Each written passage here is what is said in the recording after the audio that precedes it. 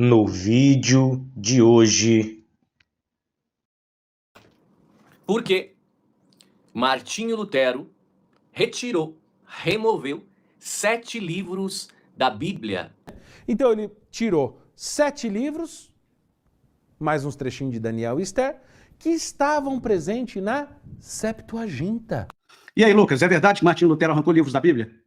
Essa é uma pergunta interessante. Depende do que a gente quer dizer com Bíblia. Se com Bíblia a gente quer dizer o livro impresso, então realmente o Lutero deixou os deuterocanônicos na Bíblia dele, o que já prova que eles estavam lá bem antes do Lutero.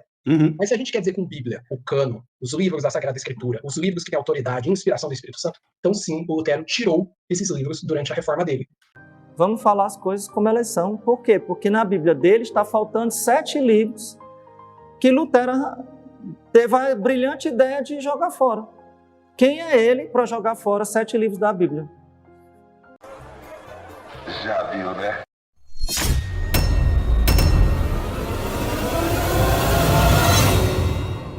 Pense fora da caixa, seu filho de Lutero.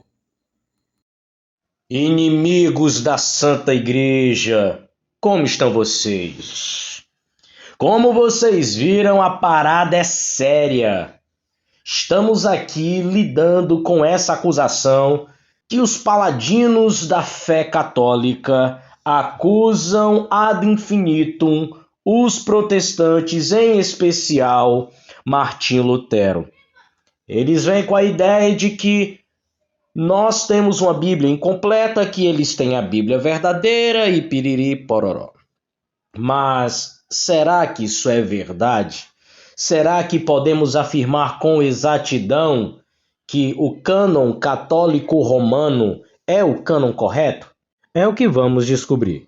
Inimigos da Santa Igreja, com vocês, Martinho Lutero, o homem que mutilou a Bíblia.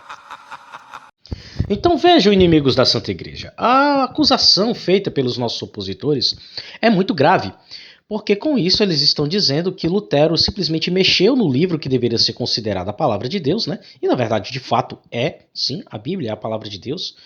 Independente de quantos católicos minimalistas que têm aversão à Sagrada Escritura e aderem ao método histórico crítico tentem minimizar a autoridade da Bíblia como a palavra de Deus, como vejo muitos católicos que se rendem ao liberalismo porque não conseguem provar a crença católica com a Bíblia Sagrada, afinal de contas, 90% das doutrinas deles estão fora da Bíblia, e fora que os 10% são aquilo que temos em comum, né, e pode ser provado pelas Escrituras. Então, o que acontece é que eles tentam, com isso, justificar que Lutero ele mexeu na Bíblia, que ele fez com a Bíblia o que ele queria. Mas, para que a acusação de que Lutero arrancou livros da Bíblia seja considerada procedente, no mínimo eles deveriam provar que o cânon deles é adotado desde o início, desde o primeiro século. Eles dizem que os apóstolos eles citaram a Septuaginta, né, que é a tradução do hebraico para o grego do Antigo Testamento, e baseado nisso dizem que o cânon deles também estava incluso nisso.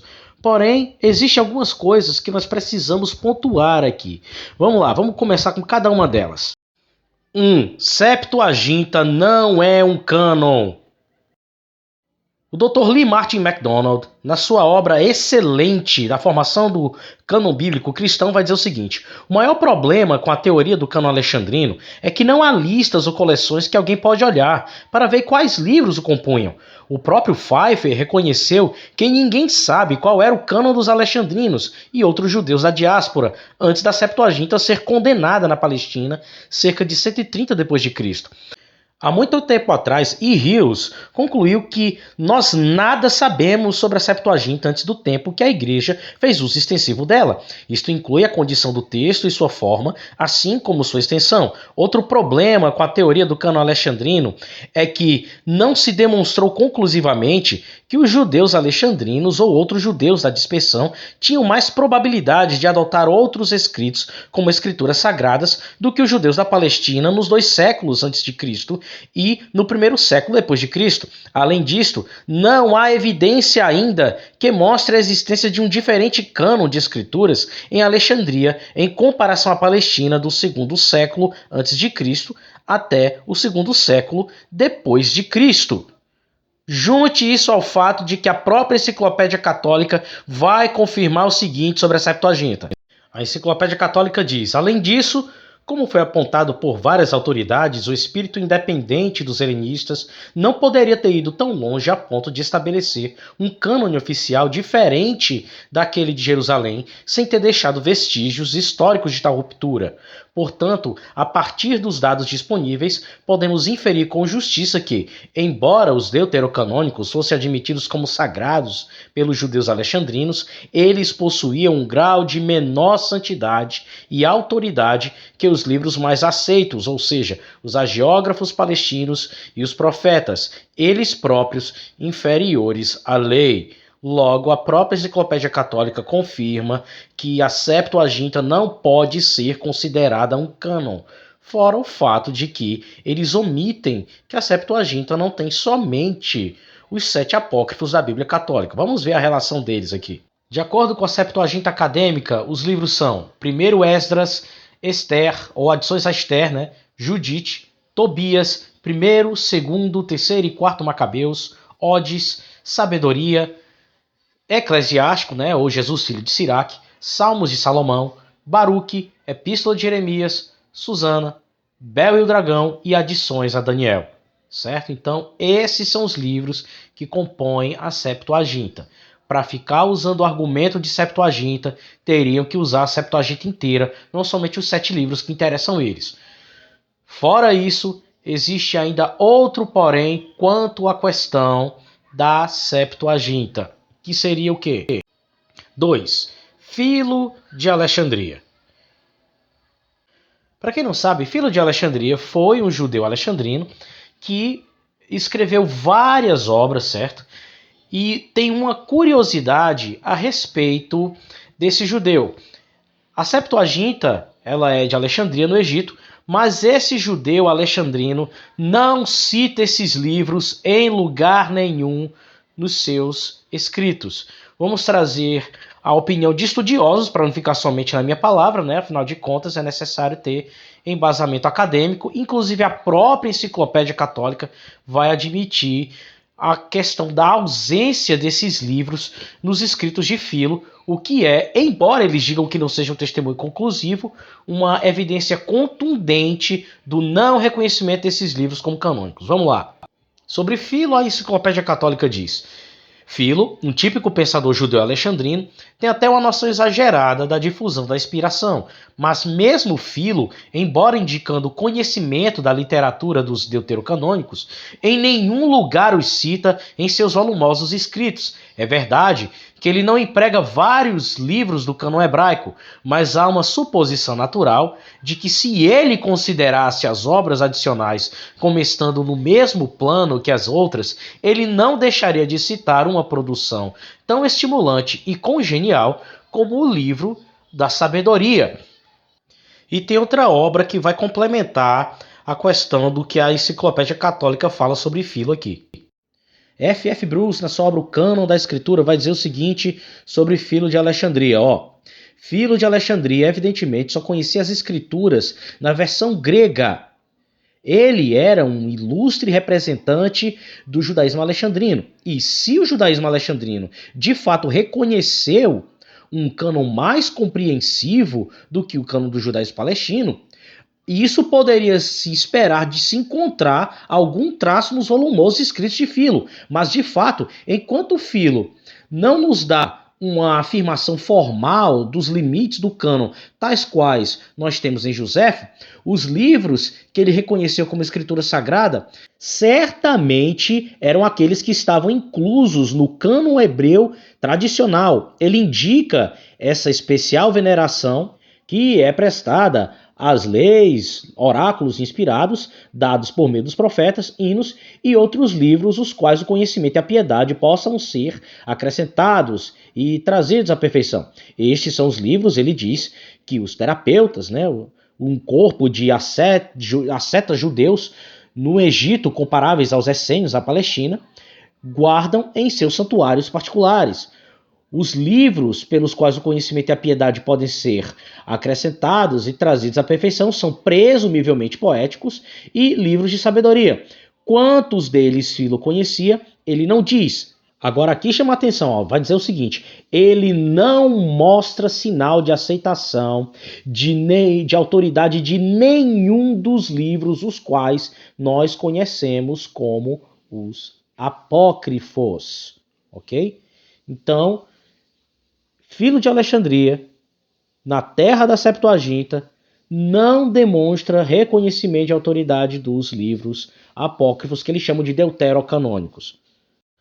3. O Sínodo de Jâmnia. O que é que o Bernardo Kister usou como argumento e o que todo católico romano com síndrome de papagaio repete ad infinitum sobre Lutero ter tirado os livros da Bíblia? O que é que ele diz? Lutero pegou um concílio judaico-fariseu, chamado Concílio de Jâmnia, tá? Jâmnia, que aconteceu ali mais ou menos nos anos 90 depois de Cristo. Então eles se reuniram em Jâmnia, num refúgio, e ali eles fizeram um concílio, ou seja, um sínodo, se juntaram para fazer definições. E uma das coisas que eles definiram foi fazer alterações na composição da Bíblia. Claro, o Novo Testamento não estava definido e pronto na época. Então o que eles mudaram? Eles mudaram o Antigo Testamento, que é a Bíblia judaica, né? Ou seja, de Gênesis, ali, na época, né, Macabeus, esses livros ali finais dos profetas, né? Aqui na católica, ela termina com Zacarias ou Malaquias? Eu já nem lembro mais. Ah, não, ela termina com Macabeus.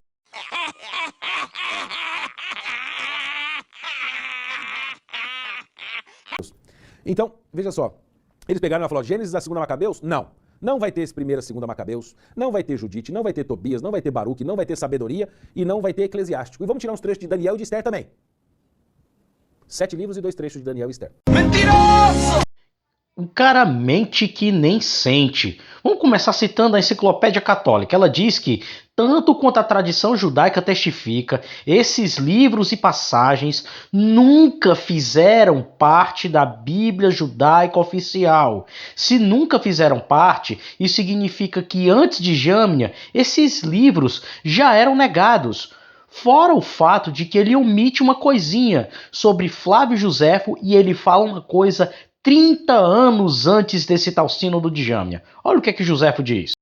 Na sua obra apologética contra o grego Apion, ele vai dizer o seguinte: não temos, pois, receio de ver entre nós um grande número de livros que se contradizem. Temos somente 22 que compreendem tudo o que se passou e que se referem a nós desde o começo do mundo até agora, e aos quais somos obrigados a prestar fé. 5 são de Moisés, que refere tudo o que aconteceu até sua morte durante perto de 3.000 anos, e a sequência dos descendentes de Adão.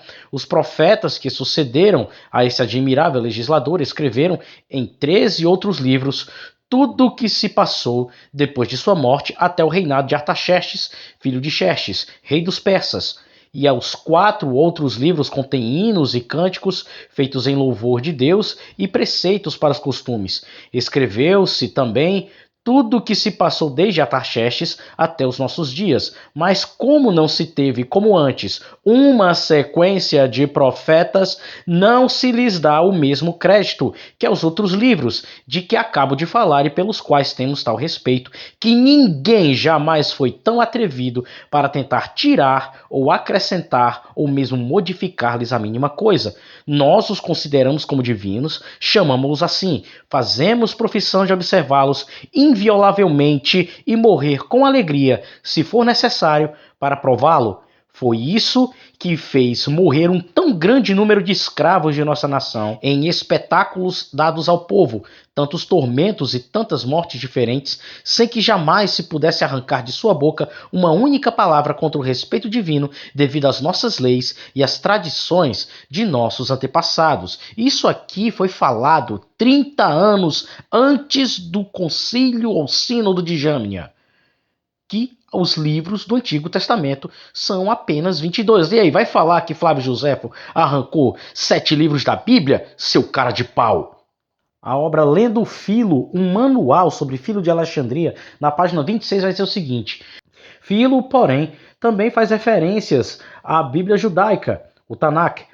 Nela se encontram referências aos profetas, os salmos e livros de sabedoria. Em Devita Contemplativa 25, ele aponta uma tríplice divisão das Escrituras. Alguém pode, portanto, sustentar que as palavras de Filo apoiam o testemunho da noção do cânon judaico como estabelecido já no primeiro século da era cristã. Só que tem um porém. Ele morreu na primeira metade do primeiro século com 59 anos. Então, se formos partir desse pressuposto, e o Concílio de Jâmnia foi no ano 90, e Filo ele morreu na metade do primeiro século, significa que 40 anos antes de Jâmnia, a noção da tríplice divisão do cânon hebraico com 22 livros já estava estabelecida. E qual é essa divisão? Que é a tríplice divisão mencionada nesse livro. Lucas 24, 44, 45 diz: Depois disse: Enquanto ainda estava com vocês, eu disse que tinha de acontecer tudo o que estava escrito a meu respeito na lei de Moisés, nos livros dos profetas e nos salmos. Então Jesus abriu a mente deles para que eles entendessem as escrituras sagradas. Isso aqui é a tríplice divisão do cânon hebreu já no Novo Testamento. E levando em conta que isso já é após a ressurreição de Jesus, ou seja, ainda com Jesus entre nós, a tríplice divisão já estava definida. Então como é que eles vêm querer dizer que o Concílio de Jâmnia arrancou 7 livros? Eles não têm vergonha de mentir desse jeito, não. O Dr. Ellicott, comentando sobre essa passagem, diz o seguinte: como com os viajantes para Emaús, assim agora com os 10 que estavam presentes, nosso Senhor conduz seus discípulos ao verdadeiro método de interpretar as profecias que predisseram o Cristo. E esse método não foi uma reflexão tardia.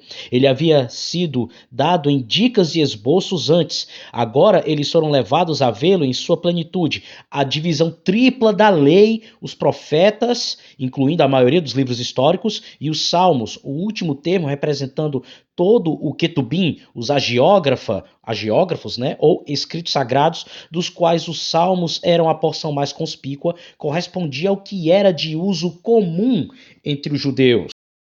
Benson, comentando sobre essa passagem, também diz: sob estes 3, os judeus costumavam compreender todos os livros do Antigo Testamento, sob o nome de lei, e os 5 livros, chamados Pentateuco, foram incluídos.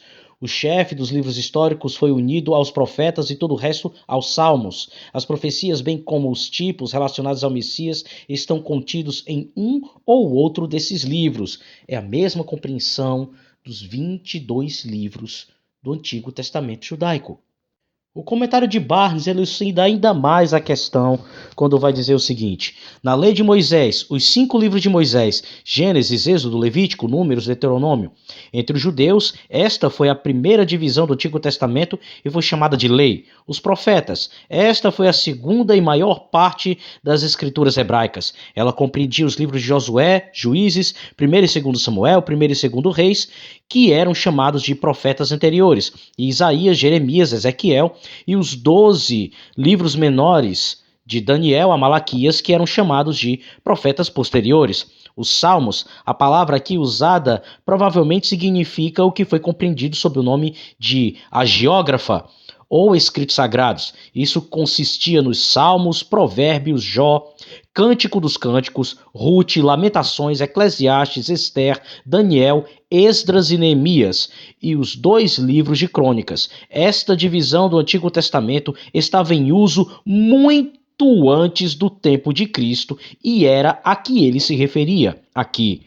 E ele queria dizer que em cada uma dessas divisões do Antigo Testamento havia profecias a respeito dele. Então, é muito antes de Cristo que esse cânon tríplice era dividido em lei, profetas e salmos ou escritos. Então como é que ele vem querer dizer, e esse bando de papagaio de paróquia vem querer falar de Concílio de Jâmnia, quando muito antes já se havia essa compreensão?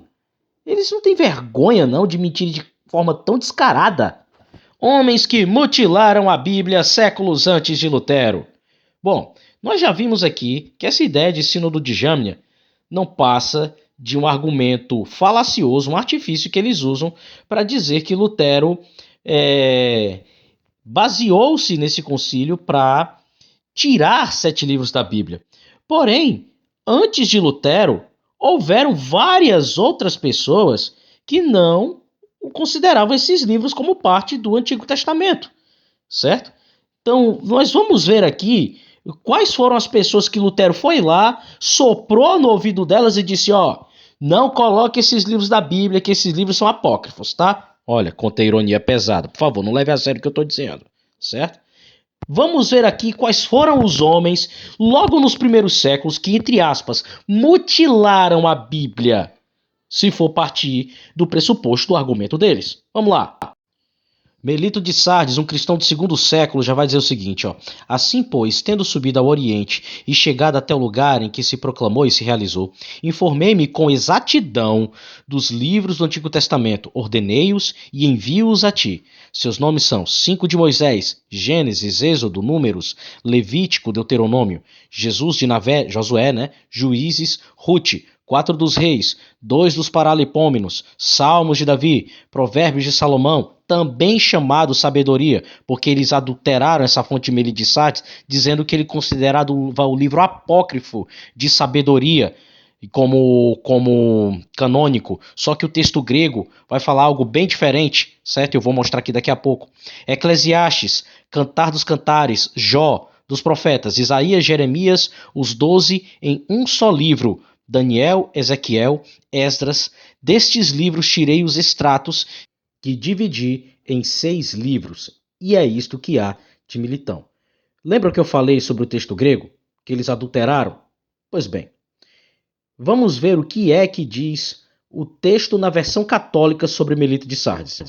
A versão do site Apologistas Católicos vai dizer, se referindo ao livro apócrifo de sabedoria ali, Provérbio de Salomão e sabedoria também. Porém, o texto grego diz algo totalmente diferente. Como vocês podem ver aí na tela, esse é o texto grego, certo? E as palavras que estão destacadas entre as setas são Solomonos paroimiai recai Sofia.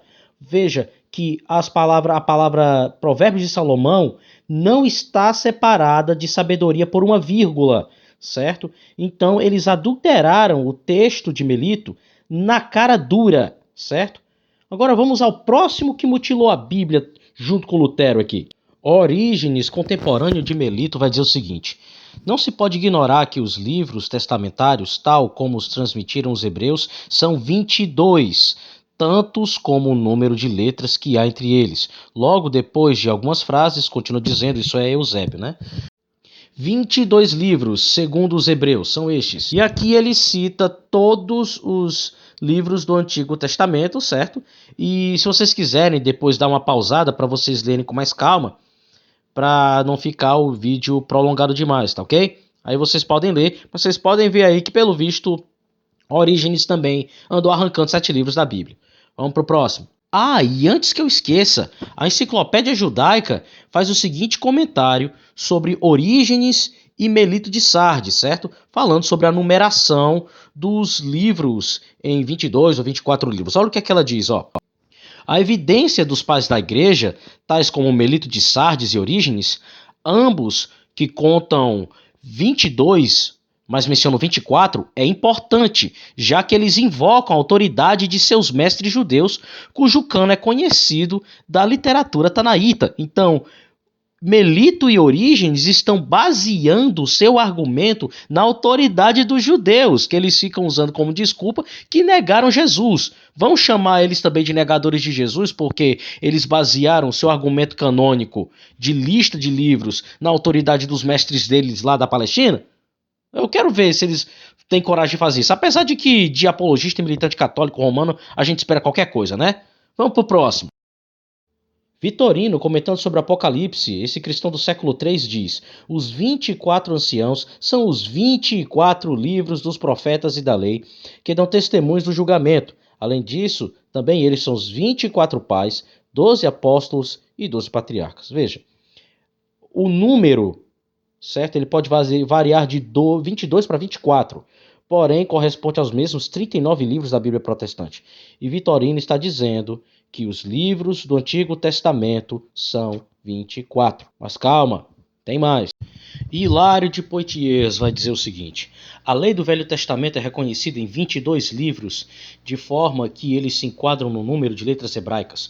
Eles são contados de acordo com a tradição dos antigos pais, de forma que aqueles de Moisés são 5 livros, o 6º de Josué, o 7º de Juízes e Ruth, o 8º do 1º e 2º Reis, o 10º dos 2 livros chamados Crônicas, o 11º livro de Esdras, onde Neemias estava compreendido, o livro de Salmos, fazendo o 12º, os Provérbios de Salomão, Eclesiastes e o Cântico dos Cânticos, fazendo o 13º, 14º e 15º, os 12 profetas, fazendo o 16º, então Isaías e Jeremias, junto com suas lamentações, sua epístola.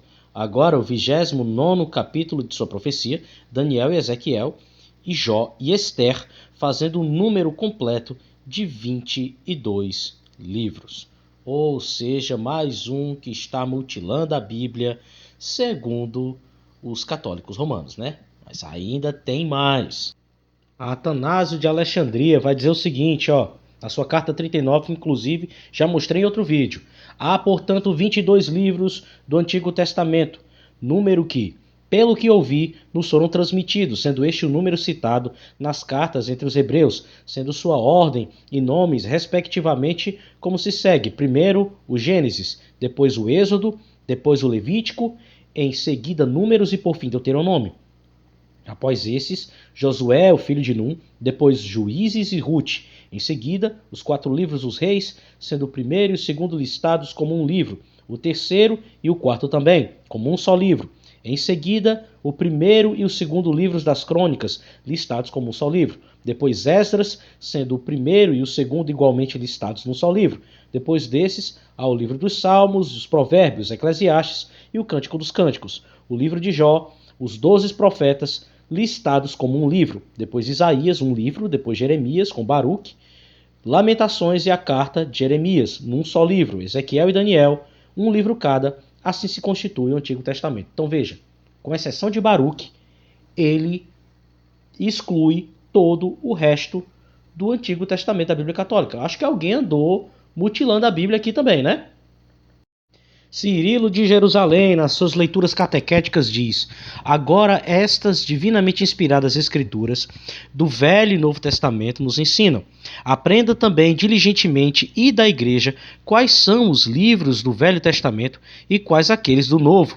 Leia as Divinas Escrituras, os 22 livros do Velho Testamento, estes que foram traduzidos pelos 72 intérpretes. Destes, leia os 22 livros, mas não tenha nada com os livros apócrifos. Ele está chamando os livros sobressalentes de apócrifos. Vamos continuar. Estude seriamente apenas os quais nós lemos abertamente na igreja. Mais sábio e mais piedoso que a ti mesmo foram os apóstolos e os bispos dos tempos antigos, os presidentes da igreja, que nos transmitiram estes livros. Sendo então um filho da igreja, não falsifique seus estatutos, e do Velho Testamento, como temos dito, estude os 22 livros que, se for desejoso de aprender, se esforce em lembrar pelo nome, como eu os cito. Aí ele cita os 22 livros do Antigo Testamento, exatamente como equivale ao cânon hebreu. Então veja, mais um que está mutilando a Bíblia aqui. Mas tem mais gente para mutilar a Bíblia. Vamos lá. Basílio Grande vai dizer o seguinte: nem devemos falhar em observar que não é sem razão que os livros canônicos são 22, de acordo com a tradição hebraica, o mesmo número das letras do alfabeto hebraico, pois como as 22 letras podem ser consideradas uma introdução à sabedoria e às divinas doutrinas dadas aos homens naquelas letras, assim os 22 livros inspirados são o alfabeto da sabedoria de Deus e uma introdução ao conhecimento das realidades.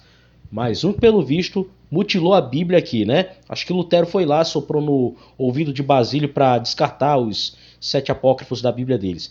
Sim, detalhe, os pais da igreja fizeram menção de livros apócrifos, sim, em vários de seus escritos.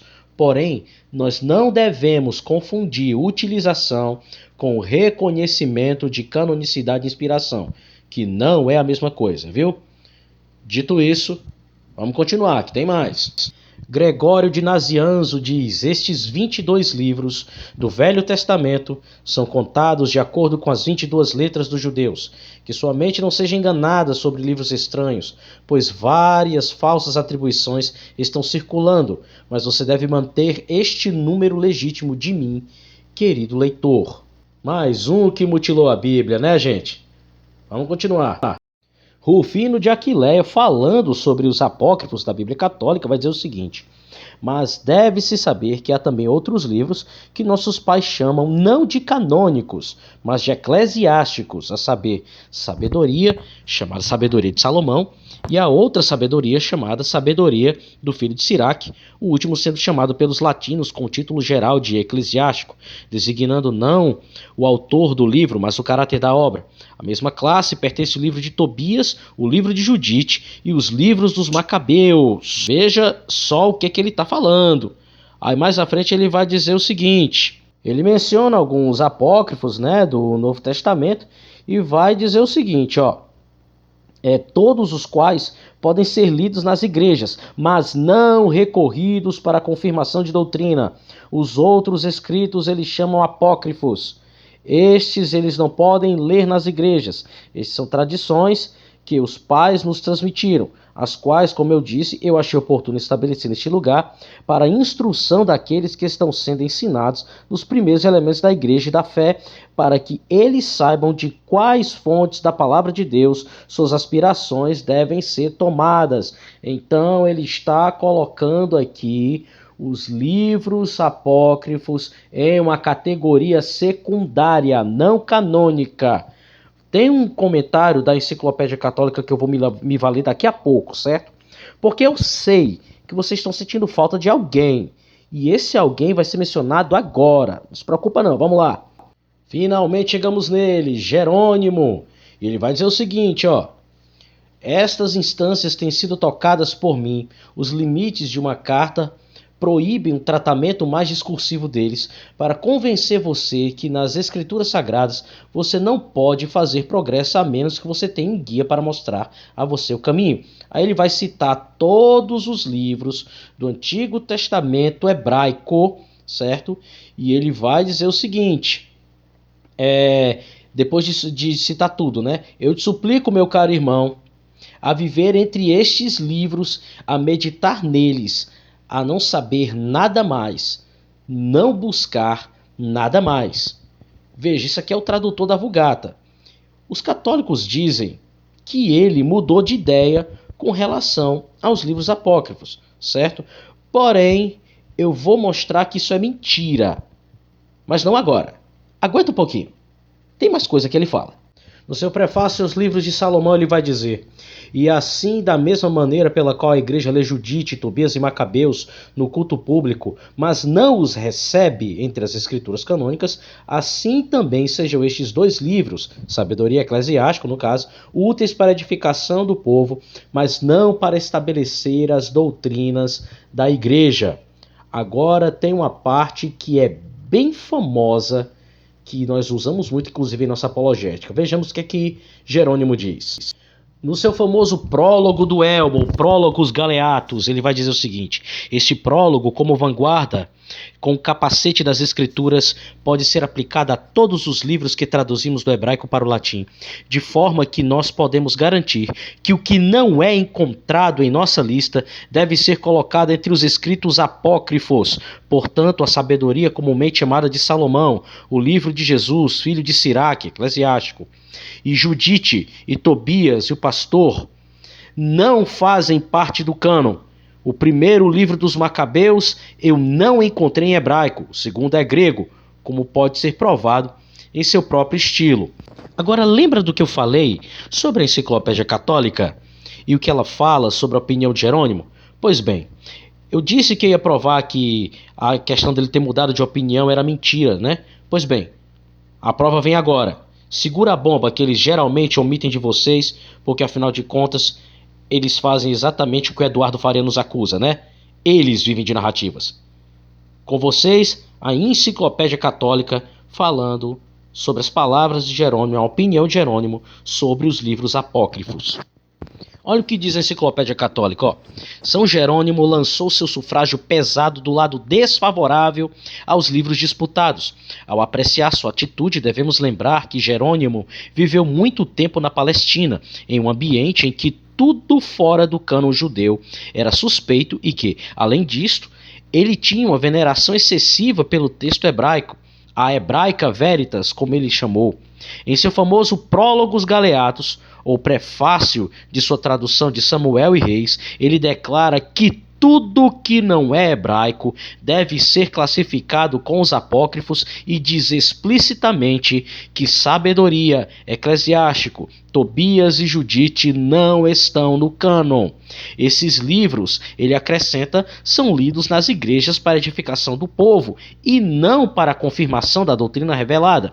Uma análise das expressões de Jerônimo sobre os deuterocanônicos em várias cartas e prefácios produz os seguintes resultados. Primeiro, ele duvidava fortemente da inspiração deles. Segundo, o fato de ele ocasionalmente citá-los e traduzir alguns deles como concessão à tradição eclesiástica é um testemunho involuntário de sua parte ao alto nível que esses escritos desfrutavam na igreja, em geral, e à força da tradição prática que prescrevia suas leituras no culto público. Obviamente, o posto inferior ao qual os deuteros foram relegados por autoridades como Orígenes, Atanásio e Jerônimo era devido a uma concepção muito rígida de canonicidade, exigindo que um livro, para ter direito a essa suprema dignidade, deve ser recebido por todos, deve ter a sanção da antiguidade judaica e, além disso,